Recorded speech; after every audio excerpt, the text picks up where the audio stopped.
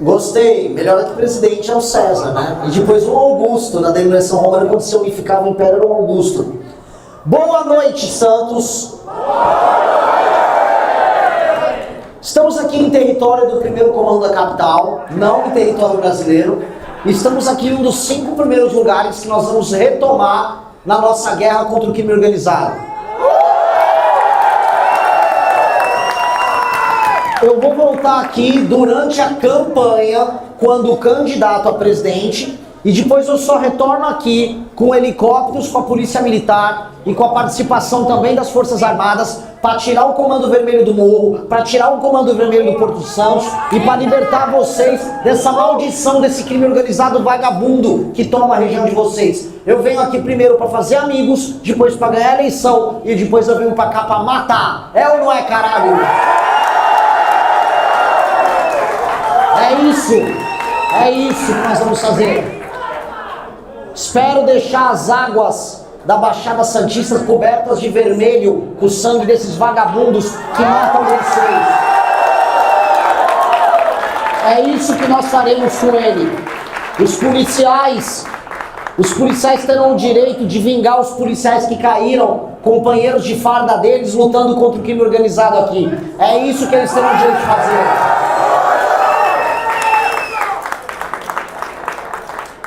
Aqui será um dos grandes palcos, até porque é aqui que o PCC tem seu faturamento bilionário. O PCC fatura bilhão aqui na Baixada Santista através disso, através da venda da droga, que sai lá do Mato Grosso do Sul, que veio da Bolívia, que cruza o nosso estado aqui de São Paulo, chega aqui em Santos, é embalado, é colocado no container, por vezes é colocado em submarino, é colocado no navio e é mandado para fora. Acabou isso aqui, acabou. A gente vai acabar, é lei e ordem nessa porra, desculpa o palavrão, mas a gente tem que falar, é lei e ordem, é virada de jogo e é guerra. E aqui vai ser um dos grandes palcos das batalhas. Os seus filhos vão ouvir falar da Batalha de Santos, em que nós retomamos a cidade e destruímos o crime organizado.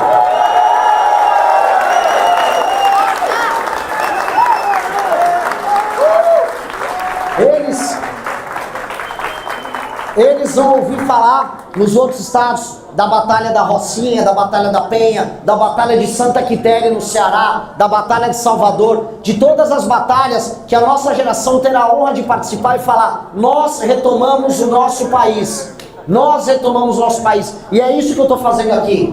Nós montamos um partido com o nome Missão, porque missão pressupõe meta e prazo. A meta é tornar o Brasil um dos países mais desenvolvidos do mundo. E o prazo é o mais rápido possível. Por isso é missão. Nós temos esse senso de missão, que é a nossa geração tomar a rédea do destino do nosso país, assumir a liderança, deixar de cometer os erros que os nossos pais e avós cometeram. Nossos pais e avós foram iludidos pelo projeto PT, foram iludidos pelo projeto Bolsonaro. Chegou a nossa vez. E nós precisamos que eles sejam generosos com a vontade de vocês.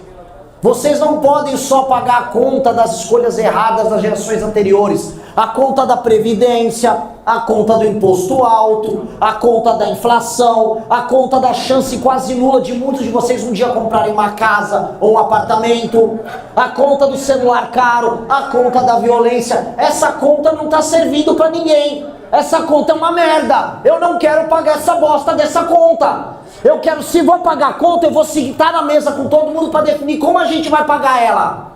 Não pode ficar só com a dívida. Eu não vou ficar na geração que vai ficar com a dívida dos erros dos outros, mas não vai poder decidir como vai pagar e como vai resolver isso aqui. E outra, a dívida vai ter que ser paga também pelos canalhas que controlam a dívida por nós. Pelos inúmeros líderes políticos do passado, pelos partidos, pelo judiciário, pelas famílias oligárquicas que mandam no norte e nordeste do Brasil. Esses caras penhoraram o futuro de todos nós em prol do presente gostoso deles. Todos ricos, todos vivendo como nababos, de maneira tranquila, todos fazendo negócio entre si. Cadê o ódio? Vocês têm que ter ódio dessas pessoas. No Nordeste eu andava e as pessoas mais simples cultuavam o político que roubava elas. Elas não tinham ódio desse político, elas amavam eles. Como eu vi em Recife as pessoas amando o porco do João Campos. Como eu vejo em Sorocaba amando o vagabundo do Manga. Como eu vejo no Pará amando o vagabundo do Barbalho. Nós não temos que ter amor por ninguém. Nós temos que ter missão, meta e prazo, senso de urgência. E isso aqui é o projeto da nossa geração. Essa primeira eleição que nós temos que trabalhar para ganhar, não é para participar. Eu não sou Miss Universo que estou vindo aqui para falar a palavra bonita e o importante é competir. Não é. Vamos lutar até o fim para ganhar. Vamos ter menos recursos, vamos ter menos tempo de TV, vamos ter a desconfiança da imprensa, a desconfiança das pessoas com grana, mas vamos ter mais raiva do que eles. E vamos ter mais criatividade, e vamos ter mais inteligência. E vamos derrotar eles porque nós seremos melhores. É isso que cabe, esse é o papel da nossa geração. E isso, veja só, une o país. Que o país é dividido, a polarização. Quando você tem o seu celular roubado, não importa se você é de esquerda, de direita, se você veio do Nordeste, se você é do Centro-Sul, seu celular é roubado do mesmo jeito. Eu vi a galera pistola com o celular roubado no Maranhão, no Ceará, em Santa Catarina. Então quando eu enfrento o inimigo certo, eu mudo o país. Não tem questão racial, não tem questão de classe, não tem posição, não tem nada. Se você faz o que é certo fazer, as pessoas olham e falam, ok, há um caminho. E é por isso que nós começamos a crescer entre os mais jovens, seja no Nordeste, seja no Sul. E aí os especialistas começam a falar, oh, que estranho, deve ser que ele tem um discurso para jovem. Não, eu só estou falando do básico, eu estou falando do óbvio. Nós falamos o óbvio, as pessoas ouvem o óbvio e as pessoas começam a decidir pelo óbvio. O nosso discurso não é diferente, ele é apenas óbvio. Só que no país do absurdo, o óbvio é novidade. Dizer que bandido tem que ser preso ou morto, nossa, que novidade. Hello, a humanidade inteira pensa isso sobre bandido. Não é nenhuma novidade isso aí. Dizer que as riquezas naturais do Brasil têm que servir ao crescimento do Brasil.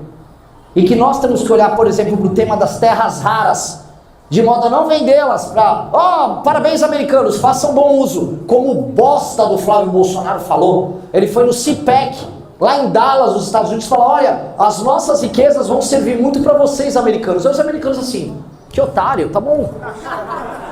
Sério, eu conheço muita gente que estava lá no CPEC, eu falo com a direita americana, eles falam, nossa, assim, tem muitas pessoas que puxam o saco dos Estados Unidos, mas ninguém é igual aos Bolsonaro. Eu também acho. Então, não pode ser esse approach sobre as terras raras. Também não pode ser o entreguismo chinês do Lula, que quer que a China faça toda a área de infraestrutura no Brasil, possa comprar terras, vocês sabem disso, né? A China quer ter acesso às terras, que aí ela planta, ela faz a ferrovia, ela leva tudo para fora, leva minério, leva terra rara, leva agricultura, e a gente fica aqui torcendo para a Copa do Mundo. Porque o Neymar, menino da vila aqui de Santos, vai ou não vai pro campo? Eu não quero saber se o Neymar vai para a Copa, eu quero saber se todos os amigos do Neymar vão para a cadeia, caralho. É isso.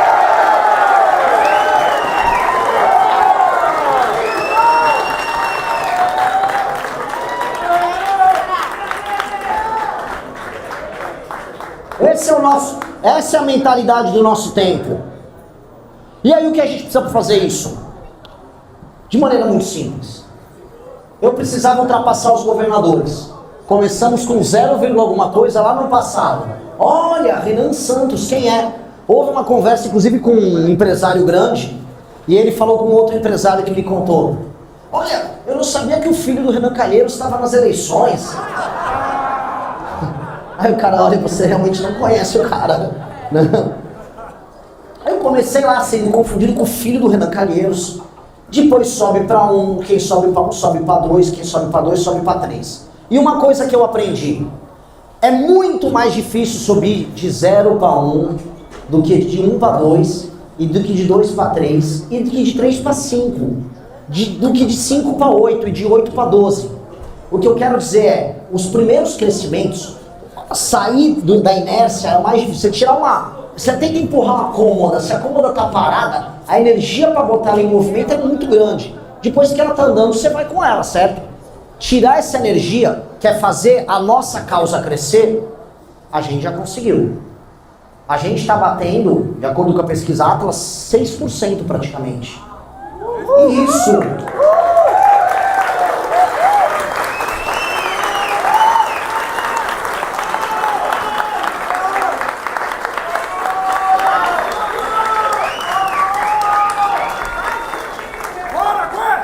E isso era fora Quest, é isso aí.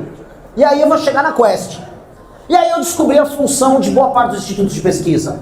Esse entendimento dos momentos do subida ou da descida de um candidato é onde as pesquisas fazem sentido. Porque boa parte das pessoas se movem pelo efeito manada. Se elas vêm aqui subindo, elas se interessam. Quem é a fulano? Quem é a Beltrano? Deixa eu pesquisar. Pô, eu acho que eu vou apoiar. E aí o efeito manada que ela vê da subida na pesquisa é referendado pela realidade, que foi referendado pela pesquisa, e você tem uma coisa que chama feedback loop, um loop de feedbacks. A pesquisa alimenta a procura, que alimenta a pesquisa, que alimenta a procura, e você vai crescendo. Quando uma pesquisa te joga para baixo, ela quebra o feedback. Ela quebra a subida. Ela faz... E aí, misteriosamente, depois de fazer os maiores eventos políticos dessa eleição até agora, depois de ter a maior participação de todas no podcast, a pesquisa Quest, contratada pela Globo, contratada também pela Localiza, do Salim Matar, que teve benefícios fiscais na casa de 1,1 bilhão no governo do Zema. A pesquisa Quest falou, esse cara tem 1%. 1%.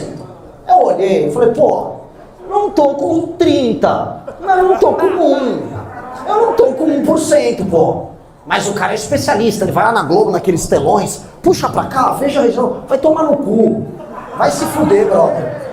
Felipe Nunes da Quest, vai explicar seu contrato com a Localiza, tá? Porque ele fica indo nos eventos lá do partido, do eventos do mercado financeiro, reuniões com todos os bancos. O Novo, através do Zema, pode ser a terceira via. Enquanto isso o Zema lá, uai, Bolsonaro é bom. É isso? Aí ele fica lá, aí eu perguntei o tal do Renan, muito jovem, é entendido nas quales como um moleque, não tem experiência nenhuma. Não, dito isso, já derrubei uma presidente, sou presidente de um partido político.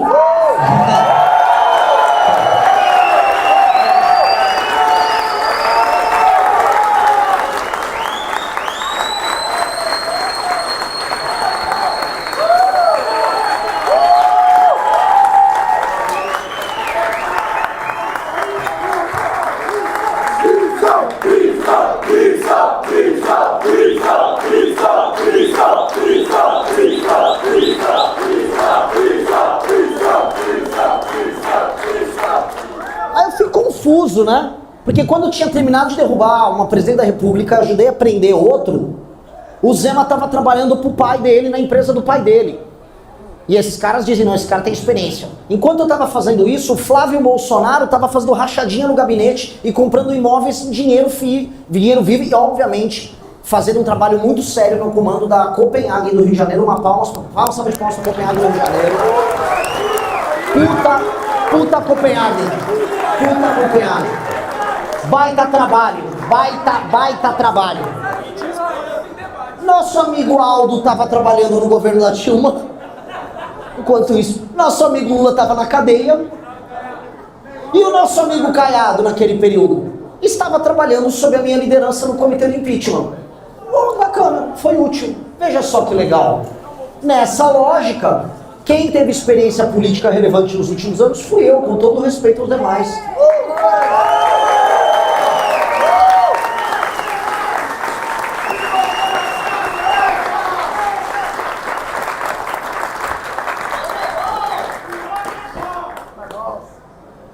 E aí, para derrotar esse efeito manada, para baixo, que eles querem fazer, o efeito da desmanada, é trabalho. É o que a gente fez hoje, mas é encher o saco de todo mundo ao teu redor. Todo mundo sabe, isso todos os institutos e todos os candidatos. Todo mundo falou, o Renan já tem a militância mais ensandecida da internet. Rodrigo Constantino já decretou, e isso é um sinal de vitória. Ele já decretou que nós somos bots. A partir do momento que um militante é decretado como bot, significa que ele é numeroso. E em geral significa que ele existe também. Quem não tem militância chamada de bot, em geral não tem militância. E nós já estamos sendo chamados de bots, grande notícia. Nós já somos percebidos como os mais chatos por eles. Ai, insuportável essa militância do MBL. Quando era com eles era gostoso, né? Quando era com eles cancelando a gente, eles eram numerosos, aí era legal. Agora nós somos os bots. Escuta esses MBLs insuportáveis. Né? Gostou. Quando eles tinham militância numerosa, aí ele não era ninguém insuportável. Como diria a banda CPM 22, o mundo dá voltas. Mas fazendo esse trabalho muito persistente, chato, e o trabalho quem nós estamos mais fracos? Ainda entre as mulheres, ainda que, olhando o evento hoje, e nosso Arthur Duval conhece muito do assunto, dá para perceber que aumentou o número de mulheres, a salva de palmas das mulheres.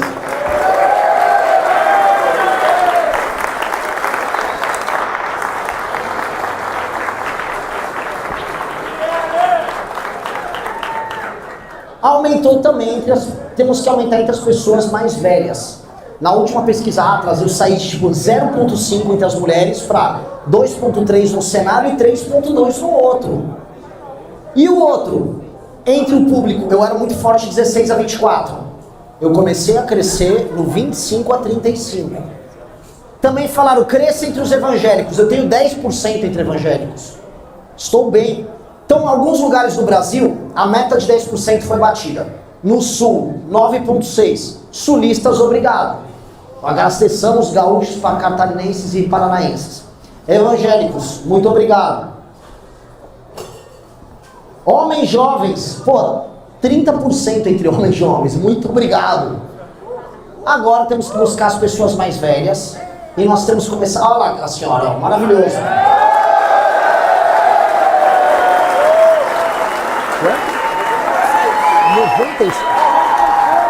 Ô louco! Pera. Ela convenceu ela? Não, pera. Ela de 96 convenceu ela de 73. Pelo amor de Deus. Pelo amor de Deus. Eu me filiei a vocês. Ela é filiada à missão, mais palmas aqui, cara. Maravilhoso.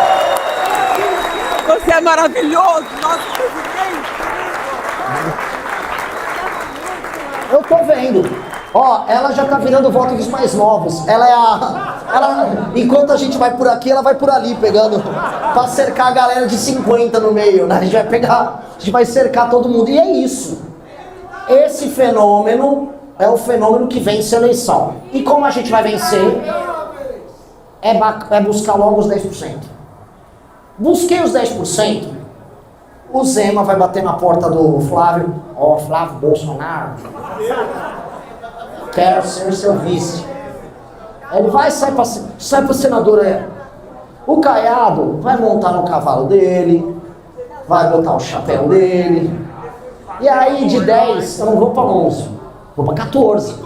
De 14 eu vou para 14 mais 4. De 14 mais 4 eu vou para 14 mais 9. E aí nos debates, eu não sou o Arthur Duval, mas eu sei falar português e tenho um QI maior do que 100. Tenho algumas propostas boas e não tenho problema de disenteria em ambientes públicos. Então, acho que vai dar para dar um trabalhinho para os meninos ali. E fazendo isso, estamos no jogo. Então o que a gente precisa? Nós temos um plano. Preciso buscar os 10% logo. Buscando os 10% logo, duas coisas vão acontecer. O Brasil inteiro vai descobrir a gente. E 2, os ataques vão ser cada vez mais canalhas. Só que aí tem um probleminha. Todo mundo já fez todos os ataques contra nós nos últimos 10 anos. Não tem mais o que atacar. Já reviraram a gente de cima para baixo, de baixo para cima. Agora tá cogumelos alucinógenos. Eu falei, calma aí, eu falei, isso for já. Fique tranquilo, não tem nada demais. E aí? Estão tentando, não tem. Foram falar, Renan é endividado. Pois bem, falaram tanto que eu tinha tanta dívida. E eu sempre falei, essas dívidas não são minhas e são dívidas prescritas de uma empresa. Que eu fiz questão de pegar o advogado e mandei dar baixa em todas. Então agora eu vou para a eleição com nada aparecendo no meu nome, zerado. Zerado, não vai ter nem dívida para falar. Vamos falar o quê? Que eu não tenho experiência? Que o Kim joga Dota? Que o Arthur é chegado no almoçoila? Desculpa, não tem o que falar. E aí nós vamos pegar eles. Então nós temos um plano direto e reto. Eu preciso rodar o Brasil, preciso montar uma chapa braba, que nós precisamos eleger muitos deputados.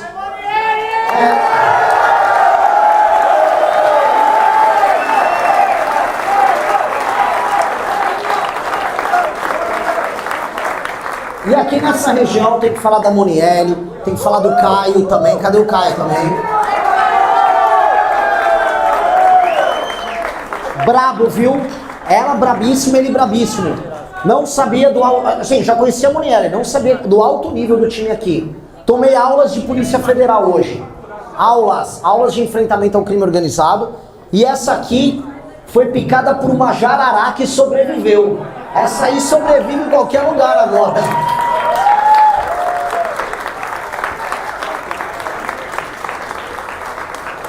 E todo o resto do time incrível que nós temos. Então o que eu posso falar para vocês, nós estamos muito no jogo. Finalmente, as pessoas em posição de poder, me refiro ao pessoal com dinheiro, começaram a olhar e falar, acho que tem que falar com esse Renan. Então começando a vir conversar. É importante que aconteça. É importante que conheçam o nosso projeto. E o que eu falo para vocês é tudo que eu digo aqui em cima do palco, eu digo para eles nas reuniões. Porque o nosso plano, ele é brutalmente honesto, e brutalmente verdadeiro, e brutalmente simples. O nosso plano é auto-evidente. Não tem o que esconder. Se eu sentar com um banqueiro, eu vou falar exatamente o que eu falei aqui. Porque a solução para o Brasil é muito óbvia. E por que a gente não faz o óbvio? Por quê? O problema, e eu vou agora evocar para encerrar aqui, para passar a palavra para outras pessoas e depois abrir para pergunta. Quando o Trotsky, vou citar um comunista, para o Rodrigo Constantino ficar feliz. Comunista, essa minha, o Dirceuzinho. Aliás, envelheceu muito mal o Dirceuzinho. Zé Dirceu me imitando, ele que é o Renanzinho do PT, né? Envelheceu mal. Mas o Trotsky, quando ele viu que a Revolução Russa terminou em Stalin, ele começou a escrever sobre a crise. Ele falou, olha, o partido que fez a Revolução, ele se deteriorou e a Revolução virou burocracia. E ao virar burocracia, a Revolução morreu. A crise da Revolução Russa era uma crise de liderança. E ele avisou, se resolvermos a liderança, a gente volta a puxar o espírito da Revolução. Voltamos para o Brasil.